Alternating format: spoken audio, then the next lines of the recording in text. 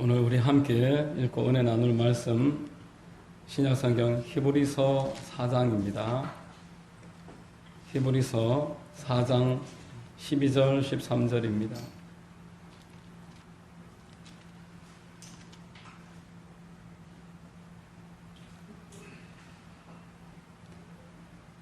히브리서 4장 12절 13절을 제가 봉독해 드리겠습니다. 하나님의 말씀은 살아있고 활력이 있어 좌우에 날선 어떤 검보다도 예리하여 혼과 영과 및 관절과 골수를 찔러 쪼개기까지 하며 또 마음의 생각과 뜻을 판단하나니 지으신 것이 하나도 그 앞에 나타나지 않음이 없고 우리의 결산을 받으실 이의 눈앞에 만물이 벌거벗은 것 같이 드러나느니라. 아멘. 할렐루야. 아멘. 주일 오전 예배 나오신 여러분들 주님 이름으로 환영하고 축복합니다. 예. 우리 좌우의 분들과 한번 인사하겠습니다. 참 잘 오셨습니다. 참 잘 오셨습니다. 참 잘 오셨습니다. 만나서 반갑습니다. 저는 봉독해드린 히브리서 4장 12절로 13절을 통해서 말씀으로 삽시다, 이와 같은 제목의 말씀 전하겠습니다. 성령께서 우리 모두에게 큰 은혜 내려주시기를 바랍니다. 여러분, 사람은 영혼만 있는 것이 아니라 육신을 가지고 살아갑니다. 하나님이 우리 영혼을 부어주시기 전에 먼저 정성껏 세상은 말씀으로 지으셨지만 사람의 몸은 손으로 빚으시고 그 안에 영혼을 넣어주셨습니다. 이것이 성경의 우선되는 가르침이고 하나님이 결코 사람의 육신과 관련해서 소홀히 여기시지 않는다, 그런 깊은 의미가 되겠습니다. 육신을 악하게 보고 육신의 요구를 하등하게 보는 초대 교회부터 있었던 가르침을 영지주의라고 해서 이단시했습니다. 육신을 악하게 보면은 육신으로 오신 우리 주 예수 그리스도의 그 인성과 그 사역의 많은 부분을 소홀히 여길 수밖에 없기 때문에 그렇습니다. 하나님께서는 우리에게 일용할 양식을 주시겠다 말씀을 하셨기 때문에 우리가 하나님 앞에 육신의 필요에 관해서 기도하고 공급을 받는 것은 하등한 기도인 것이 아니라 하나님이 아버지로서 우리를 사랑하셔서 얼마든지 주시기를 원하시고 우리의 안식과 평안을 기뻐하시는 참 좋으신 하나님을 우리가 누리고 은혜를 받는 것입니다. 그런데 여러분, 이 영혼과 육신이 동등하게 똑같이 우선이 없는 것이 아니라 우선이 있습니다.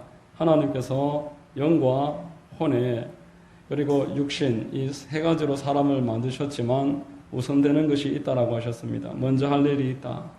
먼저 할 일을 하면 그 다음 일을 잘할 수 있다 말씀을 하셨습니다. 마태복음 6장 32절에 너희는 먼저 그의 나라와 그의 일을 구하라. 그리하면 이 모든 것을 너희에게 더하시리라 말씀하셨습니다. 무엇을 먹을까, 무엇을 마실까, 무엇을 입을까, 어디서 살까, 이러한 염려는 내려놓고 먼저 하나님과 바른 관계를 맺고 하나님의 임재를 사모하면서 살아가면은 하나님께서 다 예비하시겠다라는 것입니다. 그러나 하나님과의 관계를 뒤로 밀어놓고 내 힘으로, 내 손으로 하나님을 앞서서 일을 하다 보면은 결국 인간의 방법을 사용할 수밖에 없고 염려와 근심과 두려움이 우리를 잠식하게 되는 것입니다. 요한 3서 1장 2절에서도 사랑하는 자여 내 영혼이 잘됨 같이 네가 범사에 잘되고 강건하기를 내가 간구하노라 라고 말했습니다. 여러분 모두에게 영혼이 잘되는 은혜가 있게 되시기를 바랍니다. 네. 여러분, 우리가 첫 단추를 바르게 매면 그 다음 단추는 쉽게 맬 수 있습니다. 첫 단추 깨는 것이 까다롭지 그 다음 단추는 쉽게 매는 것입니다. 그리고 옷을 입을 때도 속옷부터 입지 않습니까? 그래서 우리 속사람부터 하나님이 우선시하고 바른 관계를 맺으면은 환경을 책임져 주시겠다 말씀을 하셨습니다. 우리가 하나님과 바른 관계를 맺기를 원한다면은 첫 번째로 하나님의 말씀이 생명임을 믿으시기를 바랍니다. 여러분, 하나님의 말씀이 우리와 하나님과의 바른 관계를 맺게 하는 하나님의 연결고리이고 하나님이 주신 축복의 선물입니다. 오늘 본문 말씀 12절에 하나님의 말씀은 살아있고 이렇게 말씀했습니다. 여러분, 말씀이 살아있다고 해서 이 성경책이 물고기처럼 막 뛰어오른다 그런 의미는 아니지 않습니까? 우리가 잠잘 때 성경책에 발이 달려서 성경이 돌아다닌다 그런 의미도 아닙니다. 살아있다라는 말씀은 하나님께서 친히 이 성경을 기록을 하시고 이 성경 속의 진리를 보호하신다 그런 의미가 되는 것입니다. 세상 역사는 죽은 문자이고 세상의 과학이나 철학은 시대가 바뀌면 변할 수 있지만 하나님의 진리는 하나님께서 살아서 운동력 있는 능력으로서 지켜 보호하시기 때문에 변하지 않는 것입니다. 이 살아있는 하나님의 말씀을 내가 마음을 다해서 사랑하고 읽고 품으면 내 영혼을 하나님께서 소생케 하시겠다 말씀을 하셨습니다. 로마서 12장 2절에 너희는 이 세대를 본받지 말고 오직 마음을 새롭게 함으로 변화를 받아 하나님의 선하시고 기뻐하시고 온전하신 뜻이 무엇인지 분별하도록 하라. 우리가 세상에 휩쓸리지 않기 원한다면 먼저 마음이 새로워져야 되는 것이고, 마음이 새로워지기를 원한다면 하나님의 말씀을 내 마음에 품어야 되는 줄로 믿습니다. 여러분, 살아있는 말씀에 우리의 양심과 우리의 영혼이 달려있는 것입니다. 우리가 사람을 살리기를 원한다면 먼저 그 영혼을 살려야 됩니다. 하나님의 말씀으로서 그 영혼을 깨우쳐야 되는 것입니다. 위로부터 내려오는 하나님의 은혜가 그 영혼에 임했을 때 그 사람의 영혼에 하나님이 거듭남을 허락하시고 그 거듭난 마음과 그 영혼을 가지고서 하나님을 알고 섬기면서 살아가게 되기 때문에 그렇습니다. 마음이 새로워지지 않고 환경만 바꿔준다고 해서 사람은 변화되지 않습니다. 마음이 새로워지지 않고 환경만을 도와준다고 해서 그 사람이 그것으로 완전하게 행복하고 그것으로 하나님이 원하시는 삶을 살 수도 없습니다.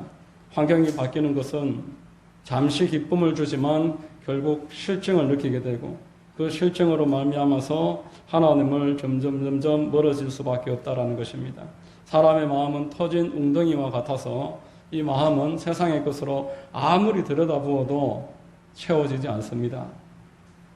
김진홍 목사님이 쓰신 새벽을 깨우리로다라는 책을 읽어봤습니다. 그 책을 읽어보니까 김진홍 목사님이 대구의 계명대학교에서 철학을 공부하고 신학 공부를 마치고 저기 청계천에 그 젊은 전도사에 결혼도 하지 않은 그 마음으로 소망을 품고 목회를 하러 청계천에 대표적인 빈민가에 찾아갔습니다. 전부 다 철판으로 겨우 지붕만 만들어 놓고 그렇게 지내는 사람들 사이에 복음을 전하러 들어갔는데 남자들은 대부분 집에 앉아서 술을 마시고 노름을 하고 폭력을 하는 게 일상입니다. 여자들은 아이들 때문에 마지못해서 시장에 나가서 또 남의 집에 가서 허드렛 일을 하면서 그렇게 근근히 지내고 있습니다.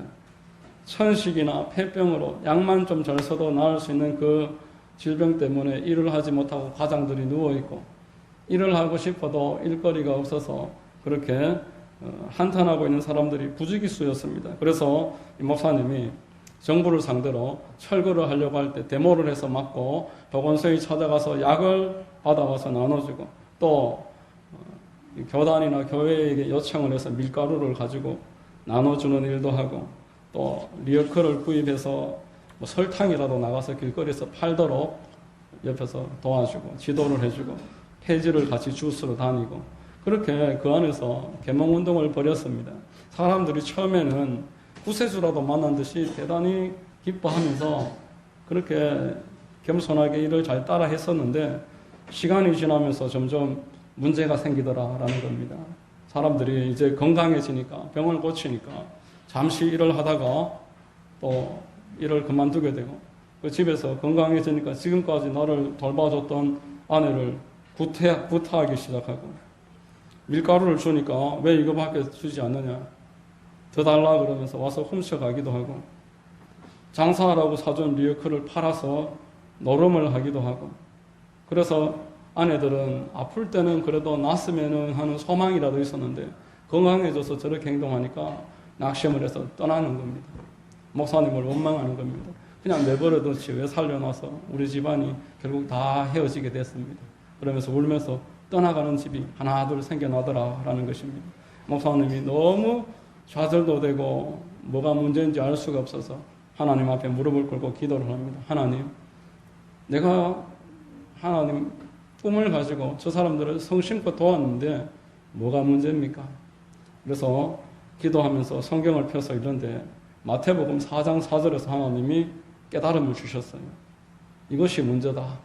마태복음 4장 4절에 사람이 떡으로만 살 것이 아니요 하나님의 입으로부터 나오는 모든 말씀으로 살 것이라. 이 사람들을 먼저 살려놓고 그리고 복음 전하고 그 뒤에 예배도 드리게 하고 기도도 하면 되지 이러면서 그 사람들에게 그때까지 한 번도 데려다가 성경 공부 한 번 하지 않고 기도회 한 번 하지 않고 데리고 다니면서 병 고치고 병원 섬기고 먹는 일에만 열중을 하면서 도왔더니만 이런 낭패가 다가오더라. 그래서 크게 깨닫고 그때부터는 예배를 드리고 일을 하고 예배를 드리고 뭐든지 시작할 수 있도록 사람들을 그렇게 지도하면서 한 명 한 명 성령 받고 변화되는 사람이 나오니까 그들에게 리더의 일을 맡겨서 그렇게 일을 하니까 그 할빈 교회라고 그 개척한 첫 번째 교회가 아주 풍성하게 자랄 수 있었다라고 이야기하는 것을 들어봤습니다. 여러분, 사람에게 떡이 필요합니다. 그러나 떡만으로는 사람을 살릴 수가 없습니다. 사람을 살리는 것은 오직 하나님의 말씀으로 살리는 줄로 믿으시기를 바랍니다. 여러분, 우리가 하나님의 말씀으로 사는 것입니다. 여러분, 교회가 그런 것입니다.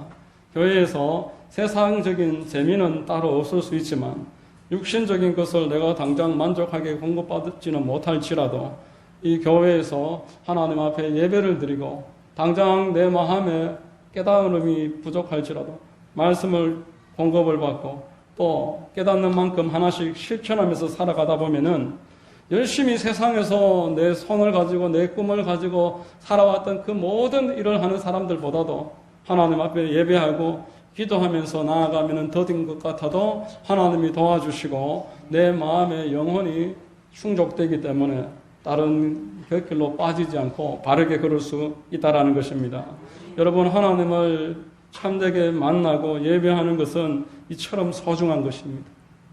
육신의 정욕과 안목의 정욕과 이 세상의 자랑을 따르면서 살아갈 때에 알 수 없었던 그 기쁨과 행복이 그 평강과 소망이 말씀을 읽고 예배를 드리고 한 주의 시작을 예배하면서 살아가는 자에게 있는 줄로 믿으시기를 바랍니다. 여러분, 우리가 내 힘으로 완전하게 살아갈 수가 없습니다. 사람은 자기 노력만으로 성공할 수 없게끔 이미 아담의 범죄로 말미암아서 모든 사람의 운명이 그렇게 만들어져 있습니다. 날 때부터 죄인으로 태어납니다. 모든 사람은 죄의 가능성을 가지고 있습니다. 그래서 언제 죄가 일어날지 알 수가 없는 거예요. 누구를 통해서 죄의 소식을 듣게 될지 우리가 미리 안심하고 가늠할 수가 없습니다. 죄를 가지고 태어나서 가능성이 있기 때문에 결국 죄를 지으면서 살아가는 것이 사람입니다. 이 환경이 그리고 우리의 육체가 죄로 말미암아 오염되어 있습니다. 사람의 영과 혼이 죄로 말미암아서 터진 웅덩이와 같이 뚫려 있고 하나님의 진노의 대상이 되어 있기 때문에 늘 마음에 불안함이 있습니다. 정신적인 문제를 가지고 세상을 살아간다라는 것입니다. 여러분, 이러한 소망이 없는 사람에게 옷을 입혀주고 좋은 음식을 제공을 하고 돈을 많이 주고 좋은 차를 준다고 한들 무슨 소용이 있겠습니까? 구약 성경에 몸이 문둥병인데 겉에는 갑옷을 입고 훈장을 달고 아닌 척 괜찮은 척 느스레를 떨었던 나만 장군처럼 겉은 화려할지라도 속을 들여다보면은 누구 하나 예외 없이 아픔과 고통과 죄와 연약함과 자기 자신의 그 한계로 말미암아서 한탄하는 것이 인생입니다. 이런 인생에게 하나님이 말씀을 보내주셨습니다. 아담과 이스라엘에게 하나님이 말씀을 내려주셨습니다. 그리고 그들의 역사를 통해서 말씀을 좇으면 형통하게 되고, 말씀을 따르면은 하나님이 도와주시고, 말씀을 따르지 않고 자기 뜻대로 살고 하나님을 등지면은 어려움과 고통이 다가와서 회개하지 않을 수 없도록 하나님의 징계가 내려옴을 그들의 역사를 통해서 하나님이 구약 성경에 기록을 해 놓으셨습니다. 이 말씀이 2000년 전에 이 땅에 육신을 입고 내려오신 우리 구주 예수 그리스도이신 줄로 믿으시기를 바랍니다. 이것을 임마누엘이라고 하는 것입니다. 하나님의 말씀이 육신을 입고 우리에게 오셨습니다. 이 육신과 함께 계시는 하나님, 우리와 함께 계시는 이 하나님을 우리가 믿고 그분의 말씀을 지금도 따르면서 살아갈 때에 우리에게 생명이 있다라는 것입니다. 이 말씀을 붙잡으면은 길이 열리는 것이고, 이 말씀을 버리면은 아무리 형통한 사람이라도 암흑으로 들어가게 되는 것입니다.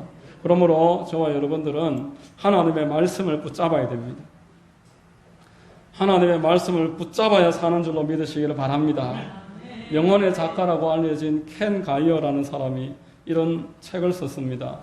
말씀을 읽되 묵상이 없으면 진수성찬이 차려진 식탁에 앉아 음식을 쳐다보고 먹지 않는 것과 같다. 말씀을 묵상하되 기도로 반응하지 않으면 음식을 씹기만 하고 삼키지 않는 것과 같다. 말씀을 읽기는 읽는데 그냥 한번 듣거나 읽는 것으로 그치면은 그것은 음식을 이렇게 가만히 구경하고 있는 것과 똑같다라는 것입니다.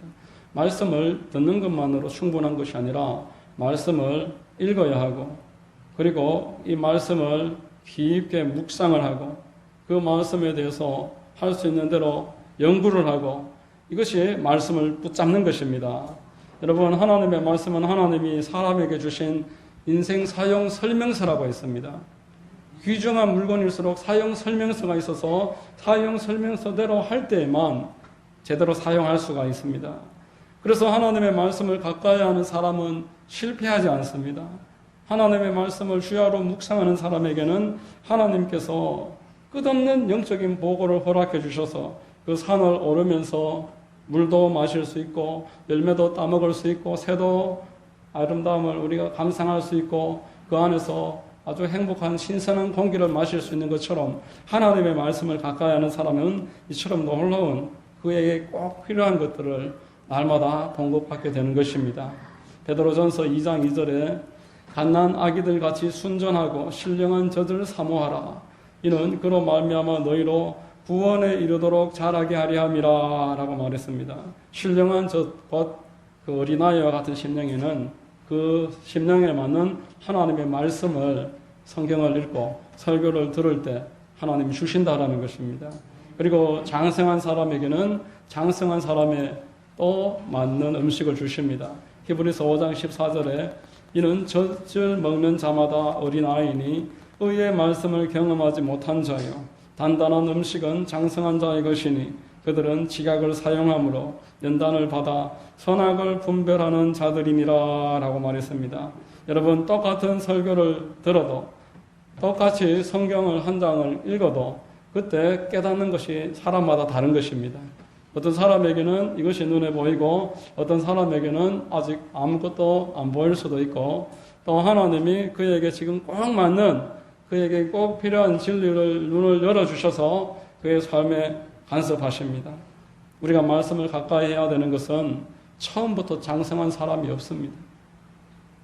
처음부터 완전한 사람이 없습니다. 그리고 계속 건강할 수도 없습니다. 언젠가 약함이 올 때도 있고 절망이 찾아올 때도 있는 것입니다. 그래서 하나님의 말씀을 주야로 가까이 하는 것이 복이 되는 것입니다. 여러분, 우리가 사람의 육체도 음식이 필요하지 않습니까? 음식을 먹어야지 힘을 얻지 않습니까?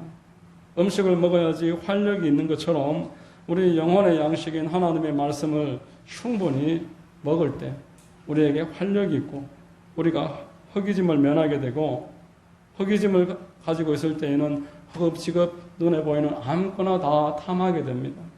내 영혼을 채우기 위해서, 음식으로 채울 수 없는 갈급함을 채우기 위해서 TV를 보고 유튜브를 보고 세상 사람들을 찾아다니지만 채울 수 없습니다. 그러나 이 군것질을 많이 하게 되면은 식사를 하지 못하는 것과 꼭 같습니다.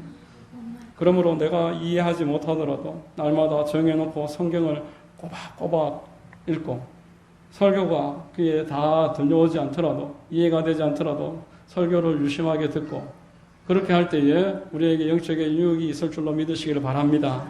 여러분 우리가 다 알고 먹는 게 아니지 않습니까? 엄마가 주는 음식을 아이가 이것을 어디서 사왔으며 어떤 방법으로 요리를 했으며 뭐 이렇게 하나하나 다 따지고 알아서 먹는 것이 아니라 엄마가 주는 음식을 그냥 내가 믿음으로 취하고 기쁨으로 취하고 그렇게 주는 대로 공급을 가리지 않고 먹을 때 건강하고 잘 성장할 수 있는 줄로 믿으시기를 바랍니다. 여러분 하나님은 우리에게 놀랍게도 다 알아야 된다고 하지 않았습니다. 성경책을 다 알아야지 된다 그렇게 하지 않았습니다. 다 알아야 믿을 수 있는 것도 아닙니다. 다 알아서 믿는 사람이 어디 있습니까? 하나님이 은혜를 주시기 때문에 그 보여주시는 그 말씀을 내가 깨닫고 그것을 하나하나 실천에 옮기다 보면은 하나님을 날마다 더 알게 되고 하나님이 내 삶에 개입하게 되고 그리하여서 내 삶 가운데 형통함의 역사를 얻게 되는 줄로 믿습니다. 여호수아서 1장 8절 말씀에 이 율법책을 내 입에서 떠나지 말게 하며 주야로 그것을 묵상하여 그 안에 기록된 대로 다 지켜 행하라. 그리하면 내 길이 평탄하게 될 것이며 내가 형통하리라 라고 말했습니다. 내가 하나님의 말씀을 묵상을 할 때 전체 성경을 다 묵상할 수는 없습니다. 한 구절의 말씀, 이번 주 설교에 들었던 말씀 한 절, 오늘 히브리서 4장 12절 이러한 말씀들을 한 절을 묵상을 할 때 그 사람에게 하나님의 영적인 공급을 해주시고 그 앞길을 형통하게 만들어 주신다라는 것입니다. 여러분 묵상이라고 번역된 히브리어가 하가라는 단어인데 이것은 조용히 읊조린다 그런 뜻입니다. 소가 여물 씹듯이 그래. 소가 여물을 씹듯이 하나님의 말씀을 계속 읊조린다. 이게 하가입니다. 이렇게 하나님의 말씀을 읊조리는 사람이 하나님이 그를 형통하게 만들어 주시겠다. 여러분 하나님의 말씀을 읊조리면은 말씀을 잡게 됩니다. 말씀을 먼저 눈으로 보게 되고 그리고 말씀을 내가 읊조리니까 내 귀에 그 말씀을 듣게 되고 그리고 말씀을 한 번 해서 암송할 수 없으니까 계속 날마다 반복하게 되고 생각하게 되고 이게 하나님의 말씀을 잡는 것입니다. 하나님의 말씀을 한 번 들어서 우리가 잡을 수 없습니다. 여러분 말씀의 손이라는 그 책이 있습니다. 말씀의 손. 말씀을 잡기를 원한다면은 5가지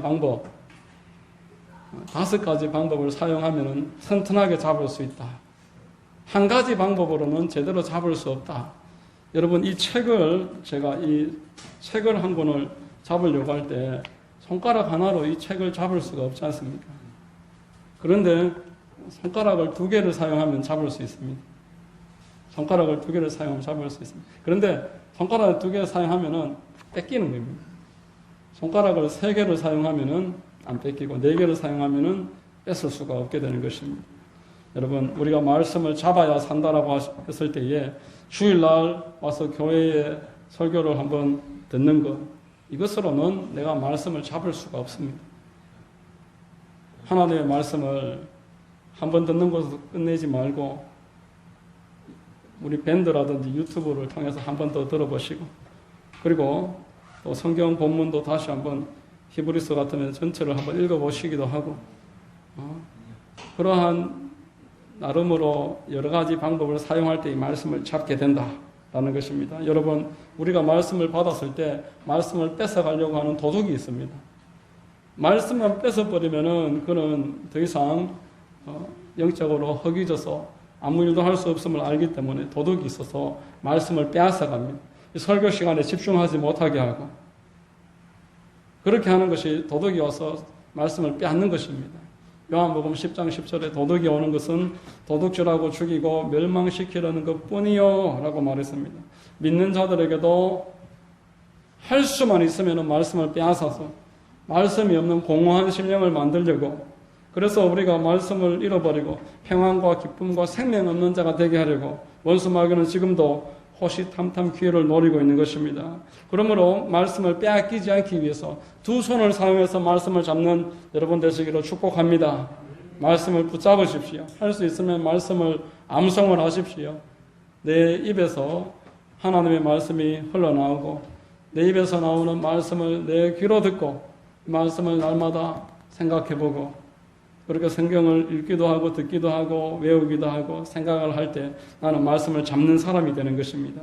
이 말씀을 잡을 때 우리 영혼이 잘 되고 범사가 잘 되며 강건함을 얻게 되는 것입니다. 믿는 자라고 해도 말씀이 없고 교회에 출석하지만 하나님의 말씀이 없으면 공허함을 느끼게 되고, 그래서 많은 성도라고 하는 분들이 영적으로 무기력증을 호소합니다. 불면증을 호소하며 또 우울함과 조울증, 조현병, 공황장애, 또 여러 가지 조울증이나 양극단 장애, 뭐 이러한 정신적인 문제들을 성도들도 많이 호소하는 것을 듣게 됩니다. 잠을 자지 못한다, 우울하고 슬픔이 있어 그 슬픔에 잠식되어서 빠져나오지 못한다, 이런 이야기를 듣게 됩니다. 현대의학에서도 불치병이라고 합니다. 원인을 알지 못하기 때문에 장애 진단도 잘 받을 수가 없습니다. 그러나 하나님의 말씀을 주야로 묵상하는 자에게는 하나님께서 그러한 정신적인 문제까지도 책임져 주시는 줄로 믿으시기를 바랍니다. 여러분, 현대의학이 할 수 없는 일을 하나님의 능력은 하실 수가 있는 것입니다. 우리의 정신적인 문제도 하나님께서 책임져 주시기를 원하고 계십니다. 시편 1편 2절에서 3절을 보시면은 복 있는 사람은 오직 야훼의 율법을 즐거워하여 그의 율법을 주야로 묵상하는도다. 그는 시냇가에 심은 나무가 철을 따라 열매를 맺으며 그 잎사귀가 마르지 아니함 같으니 그가 하는 모든 일이 다 형통하리로다. 이렇게 말씀을 했습니다. 하나님의 말씀을 주야로 묵상하는 자에게 하나님이 사시사철 그 입이 푸르게 해주시겠다. 그리고 열매를 맺는 자로 만들어 주시겠다라는 것입니다. 하나 곁들여서 말씀드릴 것은, 여러분, 말씀을 잡기 원하시면 말씀 위의 것들을 내려놓을 줄 알아야 됩니다. 내가 하나님의 말씀을 잡겠다면은 버릴 것을 버려야 됩니다. 유튜브를 하루에 3시간, 4시간씩 보시고 밤에 잠자기 직전까지 TV를 계속 틀어놓고 다 끝날 때까지 보시고, 그렇게 하는 것은 영적인 군것질을 하는 것입니다. 영적인 군것질을 하는 사람은 결코 성경을 읽을 수가 없습니다. 여러분들이 성경이 안 읽혀지고 하나님 앞에 말씀을 가까이 할 수 없는 데는 그러한 이유가 있다는 것입니다. 그러므로 여러분, 영적인 군것질을 멀리하시고 하나님의 말씀을 잡으시길 바랍니다. 그런 은혜가 있으시기를 주의 이름으로 축원드립니다. 세 번째로, 말씀을 전합시다. 말씀을 전하는 여러분 되시기를 축복드립니다. 여러분, 이것이야말로 사람을 사랑하는 방법입니다.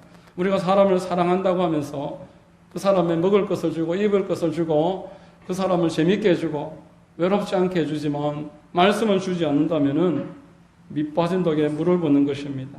평생 먹이고 입히고 다 보살폈는데 그 영혼을 잃어버리는 것이 무슨 의미가 있겠습니까? 그 영혼이 영원한 저주로 들어가서 그때 가서 후회하기 전에 그 영혼을 위해서 기도하고 때를 얻든지 못 얻든지 하나님의 말씀을 전해줘서 그 사람이 하나님의 사람이 되면은 하나님이 영원히 그를 보살핌으로 말씀을 가르치고 먹이고 입히는 것이야말로 우리가 참되게 사람을 사랑하는 것입니다. 말씀이 생명이라고 처음에 말씀드렸고, 말씀이 우리가 붙잡아야 되는, 그냥 저절로 주어지는 게 아니라고 말씀을 드렸습니다. 여기에 하나 더 해서 이게 정말 나의 것이 되려면은 말씀을 전해야 됩니다. 여러분, 말씀을 전할 때 그 말씀에서 하나 더 깨닫는 것이 생깁니다. 말씀을 전하고 나면은 이런 부분은 내가 놓쳤구나 깨달아지는 것이 생깁니다. 그래서 말씀을 전하면 전할수록 더 잘 전하게 되고, 그렇게 함으로써 나는 그 말씀에 붙잡히게 되는 것입니다. 여러분에게 설교를 하라는 것이 아닙니다. 말씀을 전하기 위해서 말씀을 한 절씩 암송을 하시고 이 말씀으로 1분 메시지를 만들어라 라는 것입니다. 오늘 마태복음 4장 4절 뭐라고 했습니까? 사람이 떡으로만 사는 것이 아니라 하나님의 입으로부터 나오는 말씀으로 사는 것이다. 우리가 가까운 사람들에게 하나님의 말씀 가까이 할 때 내 육신으로 채워지지 않는 공허함이 해결이 되고 평강이 있습니다. 기쁨이 있습니다. 마태복음 4장 4절을 외워서 그렇게 말을 해줄 수 있습니다. 이것이 말씀을 전하는 것입니다. 히브리서 3장 4절에 집마다 지은이가 있으니 이 세상을 지으신 분은 하나님이십니다. 이 작은 컴퓨터 하나 저절로 생길 수 없지 않습니까? 이것은 누가 만들었습니다. 사람도 누가 만들었습니다. 만든 분이 어떻게 쓰는지 잘 알고 계십니다. 이렇게 이야기 한마디로 해줄 수 있고, 또 히브리서 9장 27절에 한 번 나서 죽는 것은 정해져 있는 것이고 그 이후에는 심판이 있습니다. 우리가 100살까지 다 사시기를 바랍니다. 그러나 이후에 돌아가시는데 그 이후에는 천국이 있고 지옥이 있습니다. 천국이 있고 지옥이 있습니다. 이렇게 이야기해 주는 것이 여러분 말씀을 전하는 것입니다. 시편 1편 말씀, 방금 복 있는 사람은 말씀을 묵상하는 사람이고 하나님이 묵상하는 사람 책임지십니다. 이렇게 이야기하고 시편 23편 말씀에 여호와는 우리의 목자가 되어 주십니다. 라고 이야기하는 것, 이것이 바로 여러분 하나님의 말씀을 우리가 전하는 것입니다. 할렐루야. 하나님의 말씀을 설교를 유튜브에 올리는 이유는 여러분들이 압축을 해서 단 1분이라도 누구에게 전하십시오. 아이들이나 주변에 가까운 사람들에게 전하는 여러분 되시기를 바랍니다. 여러분, 사람은 말하는 대로 됩니다. 생명의 말을 하는 사람은 생명이 넘치는 것입니다. 예전에 누가 하는 말을 들었습니다. 김건모 씨가 잘못된 만남이라는 그 노래를 잘못 불러서 인생에 만남이 잘 안 풀린다. 그 노래 저도 알아요. 노래를 한 곡 히트를 치려면은 최소한 5,000번을 불러야 되고, 김건모 씨 노래 같은 대형 히트곡은 2만 번씩 불러야 되는데 인생이 말하는 대로 되는 겁니다. 생명을 말하면 우리에게 생명이 넘치게 되고, 은혜를 전하는 자에게 은혜가 있고 기쁨을 말하는 사람이 기쁨을 누리게 되는 줄로 믿으시기를 바랍니다. 여러분, 하나만이라도 외워서 딱 자기만의 메시지를 만드세요. 10초, 20초짜리 메시지를 만들어서 때를 얻든지 못 얻든지 기회를 잘 찾아서 딱 전하다 보면은 내가 복을 받습니다. 그리고 그 사람의 인생이 나를 통해서 변화되면은 하나님으로부터 큰 축복이 있는 줄로 믿으시기를 바랍니다. 이 한 주간도 말씀으로 사시기를 축복합니다. 여러분 모두에게 이런 은혜가 있으시기를 주님의 이름으로 축원드립니다. 기도하겠습니다. 하나님 아버지, 감사합니다. 말씀으로 우리가 산다라고 오늘 또 알게 하시니 감사합니다. 말씀이 우리에게 생명을 주고 또 하나님의 뜻을 분별하게 하는 줄로 믿고 감사드립니다.